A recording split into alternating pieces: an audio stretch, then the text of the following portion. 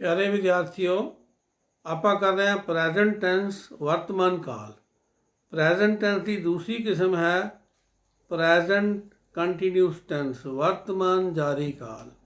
Present ਮੀਨ ਵਰਤਮਾਨ, continuous ਮੀਨ ਜਾਰੀ, tens ਮੀਨ ਕਾਲ। Present continuous tens ਵਰਤਮਾਨ ਜਾਰੀ ਕਾਲ। ਜਾਰੀ ਕਾਲ ਤੋਂ ਭਾਵ ਹੈ ਵਰਤਮਾਨ ਸਮੇਂ ਦੇ ਅੰਦਰ ਜੋ ਕੰਮ ਹੋ ਰਿਹਾ ਹੈ ਉਸ ਨੂੰ ਕੰਟੀਨਿਊਸ ਕਹਿੰਦੇ ਹਨ, ਵਰਤਮਾਨ ਕਹਿੰਦੇ ਹਨ।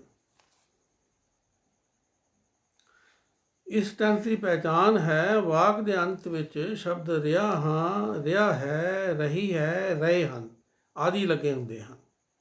ਕੁਝ ਵਾਕ ਆਪਾਂ ਪੜ੍ਹ ਲਈਏ।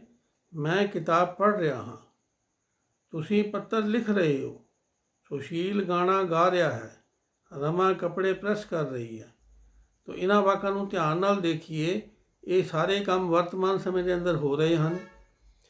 ਵਾਕ ਦੇ ਅੰਤ ਵਿੱਚ ਸ਼ਬਦ ਰਿਹਾ ਹਾਂ, ਰਹੇ ਹੋ, ਰਿਹਾ ਹੈ, ਰਹੀ ਹੈ, ਇਹ ਸ਼ਬਦ ਆਉਂਦੇ ਹਨ। ਆਪਾਂ ਅਫਰਮੇਟਿਵ ਵਾਕ ਕਰ ਚੁੱਕੇ ਹਾਂ, ਅਫਰਮੇਟਿਵ ਸੈਂਟੈਂਸਿਸ ਇਹਦੇ ਰੂਲਸ ਕਰ ਚੁੱਕੇ ਹਾਂ, ਨੈਗੇਟਿਵ ਸੈਂਟੈਂਸਿਸ ਦੇ ਵੀ ਰੂਲ ਕਰ ਚੁੱਕੇ ਹਾਂ। ਹੁਣ ਸਾਡੇ ਕੋਲ ਅਗਲੀ ਕਿਸਮ ਹੈ ਇੰਟੈਰੋਗੇਟਿਵ ਸੈਂਟੈਂਸਿਸ, ਪ੍ਰਸ਼ਨਵਾਚਕ ਵਾਕ। ਉਸ ਤੋਂ ਬਾਅਦ ਅਸੀਂ ਕਰਾਂਗੇ ਇੰਟੈਰੋਗੇਟਿਵ ਪਲੱਸ ਨੈਗੇਟਿਵ ਸੈਂਟੈਂਸਿਸ, ਪ੍ਰਸ਼ਨ ਪਲੱਸ ਨਾਂਵਾਚਕ ਵਾਕ, ਅਤੇ ਫਿਰ ਕਰਾਂਗੇ W ਨਾਲ ਸ਼ੁਰੂ ਹੋਣ ਵਾਲੇ ਪ੍ਰਸ਼ਨਵਾਚਕ ਵਾਕ। ਇੰਟੈਰੋਗੇਟਿਵ ਸੈਂਟੈਂਸਿਸ ਦੇ ਰੂਲ ਕੀ ਹਨ? ਇੰਟੈਰੋਗੇਟਿਵ ਭਾਵੇਂ ਕਿਸੇ ਵੀ ਟੈਂਸ ਦਾ ਹੋਵੇ, ਹੈਲਪਿੰਗ ਵਰਬ ਅਸੀਂ ਸਭ ਤੋਂ ਪਹਿਲੇ ਲਗਾਉਣਾ ਹੈ, ਸਹਾਇਕ ਕਿਰਿਆ ਸਭ ਤੋਂ ਪਹਿਲੇ ਲੱਗਣੀ ਹੈ, ਔਰ ਅੰਤ ਵਿੱਚ ਪ੍ਰਸ਼ਨ ਚਿੰਨ੍ਹ ਵੀ ਲਗਾਉਣਾ ਹੈ। ਇਸ ਟੈਂਸ ਦੇ ਅੰਦਰ, ਪ੍ਰੈਜ਼ੈਂਟ ਕੰਟੀਨਿਊਸ ਟੈਂਸ ਦੇ ਅੰਦਰ ਜੋ ਹੈਲਪਿੰਗ ਵਰਬ ਲੱਗਦੇ ਹਨ, ਇਜ਼, ਐਮ ਜਾਂ ਆਰ, ਇਹ ਸਭ ਤੋਂ ਪਹਿਲੇ ਲੱਗੇਗਾ, ਪਲੱਸ ਸਬਜੈਕਟ ਪਲੱਸ V1 ਦੇ ਨਾਲ ING ing plus object plus question mark. ਇੱਥੇ ਇੱਕ ਚੀਜ਼ ਮੈਂ ਹੋਰ ਪਿਆਰੇ ਵਿਦਿਆਰਥੀਓ ਤੁਹਾਨੂੰ ਨੋਟ ਕਰਵਾ ਦਿਆਂ, ਸਾਡੇ ਕੋਲ 6 ਕੰਟੀਨਿਊਸ ਟੈਂਸ ਹਨ। 6 ਕਿਹੜੇ ਹਨ? Present continuous tense, present perfect continuous tense, past continuous tense, past perfect continuous tense, future continuous tense, future perfect continuous tense. ਇਹ 6 ਵਾਕ ਕੰਟੀਨਿਊਸ ਹਨ। ਇਹਨਾਂ ਸਭ ਵਿੱਚ V1 ਦੇ ਨਾਲ ING ਇੰਗ ਲੱਗੇਗਾ। ਤੋ ਇਹਦੇ ਰੂਲਸ ਇੱਕ ਵਾਰ ਫਿਰ ਆਪਾਂ ਦੁਹਰਾ ਲਈਏ। ਪ੍ਰੈਜ਼ੈਂਟ ਕੰਟੀਨਿਊਸ ਟੈਂਸ ਦੇ ਇੰਟੈਰੋਗੇਟਿਵ ਸੈਂਟੈਂਸਿਸ ਦੇ ਇਜ਼, ਐਮ ਜਾਂ are plus subject plus V1 ਦੇ ਨਾਲ ing plus object plus question mark. ਕੁਝ ਵਾਕ ਸਾਡੇ ਕੋਲ ਇੰਟੈਰੋਗੇਟਿਵ ਸੈਂਟੈਂਸਿਸ ਦੇ ਹਨ ਕਿ ਡਾਕੀਆ ਚਿੱਠੀਆਂ ਛਾਂਟੀ ਕਰ ਰਿਹਾ ਹੈ। Is the postman sorting the letters. ਹੁਣ ਦਾ ਪੋਸਟਮੈਨ ਕੀ ਹੈ? ਥਰਡ ਪਰਸਨ ਸਿੰਗੂਲਰ ਨੰਬਰ, ਇੱਕ ਵਚਨ ਵੀ ਹੈ, ਤੀਜਾ ਆਦਮੀ ਵੀ ਹੈ। ਇਹਦੇ ਨਾਲ ਹੈਲਪਿੰਗ ਵਰਬ ਲੱਗੇਗਾ ਇਜ਼, ਲੇਕਿਨ ਇਜ਼ ਲੱਗੇਗਾ ਸਭ ਤੋਂ ਪਹਿਲੇ, ਇਸ ਲਈ is the postman sorting the letters. Sorting ਕੀ ਹੈ? V1 plus ING ing. The letters ਕੀ ਹੈ? ਆਬਜੈਕਟ। ਸਾਡੇ ਕੋਲ ਵਾਕ ਬਣ ਗਿਆ is the postman sorting the letters. ਕੀ ਬੱਚੇ ਹੱਸ ਰਹੇ ਹਨ? Are the boys laughing. ਇੱਥੇ ਪਿਆਰੇ ਵਿਦਿਆਰਥੀਓ ਇਹ ਨੋਟ ਕਰ ਲਓ, ਜੇ ਬੱਚੇ ਹਨ ਤਾਂ ਅਸੀਂ ਲਗਾਵਾਂਗੇ ਆਰ ਦਾ ਚਿਲਡਰਨ ਲਾਫਿੰਗ, ਅਤੇ ਜਾਂ ਅਸੀਂ ਕਰਾਂਗੇ ਕੀ ਬੱਚੇ, ਲੜਕੇ, ਕੀ ਲੜਕੇ ਹੱਸ ਰਹੇ ਹਨ, ਤਾਂ ਫਿਰ ਉਸ ਦੇ ਮੁਤਾਬਕ ਬਣੇਗਾ ਆਰ ਦਾ ਬॉयਜ਼ ਲਾਫਿੰਗ। ਮੈਂ ਫਿਰ ਦੁਹਰਾ ਦਿਆਂ ਇੱਥੇ, ਜੇ ਬੱਚੇ ਵਾਕ ਅਸੀਂ ਲੈਣਾ ਹੈ ਕਿ ਬੱਚੇ ਹੱਸ ਰਹੇ ਹਨ, ਤਾਂ ਉਹਦਾ ਇੰਗਲਿਸ਼ ਸਾਡੇ ਕੋਲ ਬਣੇਗੀ ਆਰ ਦਾ ਚਿਲਡਰਨ ਲਾਫਿੰਗ। ਜੇ ਅਸੀਂ ਵਾਕ ਲਈਏ ਕਿ ਲੜਕੇ ਹੱਸ ਰਹੇ ਹਨ, ਆਰ ਦਾ ਬॉयਜ਼ ਲਾਫਿੰਗ। ਅਗਲਾ ਵਾਕ ਹੈ ਕਿ ਉਹ ਗੱਲਾਂ ਕਰ ਰਹੇ ਹਨ, ਆਰ ਦੇ ਟਾਕਿੰਗ।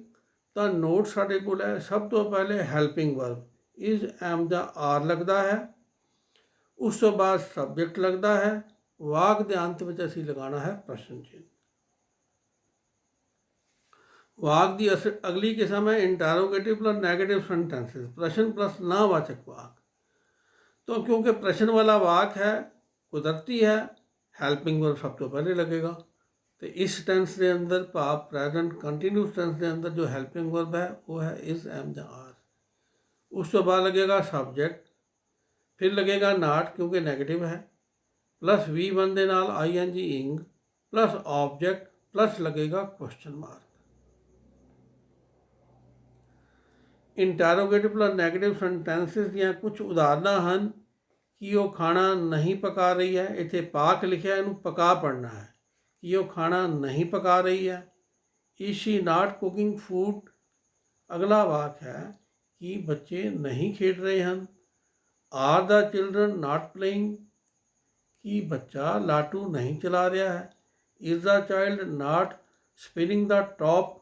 ਹੁਣ ਬੱਚਾ ਕੀ ਹੈ, ਥਰਡ ਪਰਸਨ ਸਿੰਗੂਲਰ ਨੰਬਰ, ਇੱਕ ਵਚਨ ਵੀ ਹੈ, ਤੀਜਾ ਆਦਮੀ ਵੀ ਹੈ। ਇਹਦੇ ਨਾਲ ਹੈਲਪਿੰਗ ਹੋਵੇਗਾ ਇਜ਼ ਲੱਗੇਗਾ ਪਹਿਲੇ ਕਿਉਂਕਿ ਪ੍ਰਸ਼ਨ ਵਾਲਾ ਵਾਕ ਹੈ।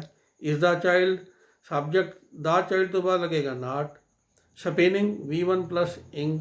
ਦਾ top object, is the child not spinning the top. Helping verb is am are सब तो पहले लगना है, उस तो बाद सब्जेक्ट लगेगा, फिर नॉट लगेगा। प्रश्न वाला वाक कोई भी होवे अंत विच प्रश्न चिन्ह लगाना बिल्कुल नहीं भुलना, नहीं तो वह हाफ अंक कट्टिया जाता। अगली जो वाक की किस्म आपां करांगे वो है W नाल शुरू होने वाले प्रश्नवाचक वाक। ये बहुत अहम किस्म है, ਇਹਨੂੰ मैं अलग करके विद्यार्थियों को समझा रहा हाँ ताकि विद्यार्थियों को समझण लगे बिल्कुल दिक्कत ना आए। सब तो पहले W नाल शुरू होने वाला प्रश्न लगेगा। W नाल शुरू होने वाले प्रश्न किहड़े ने? वैन, वट, वेयर, वाई आदि। लेकिन ਇਹਦੇ ਨਾਲ हाउ, एच नाल शुरू होना, हाउ मैनी, हाउ मच, ये भी इसे वर्ग ਵਿੱਚ ਅਸੀਂ ਰੱਖਦੇ ਹਾਂ। ਤਾਂ ਸਭ ਤੋਂ ਪਹਿਲੇ लगेगा W नाल शुरू होने वाला प्रश्न plus helping verb is am ਜਾਂ आर क्योंकि इंटरोगेटिव है, प्लस सब्जेक्ट प्लस V1 ਦੇ ਨਾਲ ing plus object plus question mark. Note बहुत ध्यान नाल आपने इनू याद भी करना है और देखना भी है। जे वाक ਕਿਹੜਾ ਵਾਕ ਜਿਹੜਾ W ਨਾਲ ਸ਼ੁਰੂ ਹੋਣ ਵਾਲਾ ਵਾਕ ਹੈ, ਨਾਵਾਚਕ ਵੀ ਹੋਵੇ ਤਾਂ ਸਬਜੈਕਟ ਤੋਂ ਬਾਅਦ ਨਾਟ ਜ਼ਰੂਰ ਲਗਾਉਣਾ ਹੈ।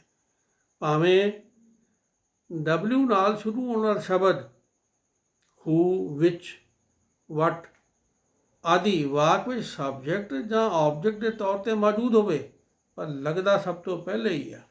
ਵਾਕ ਦੇ ਅੰਤ ਵਿੱਚ ਪ੍ਰਸ਼ਨ ਚਿੰਨ੍ਹ ਲਗਾਉਣਾ ਹੈ।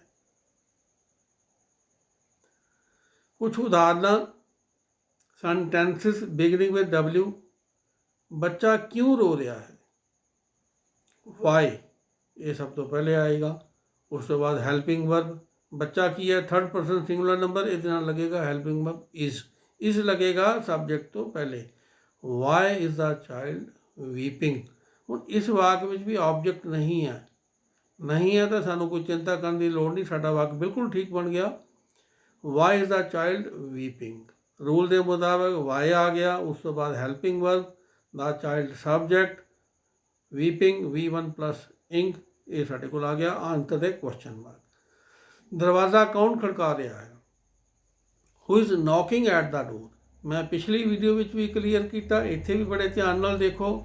हु सब तो पहले आ गया, ये सब्जेक्ट भी है। दरवाज़ा कौन खड़का रहा है? दरवाज़ा खड़काउण का काम कौन कर रहा है? तो कौन की है? करता, काम करने वाला।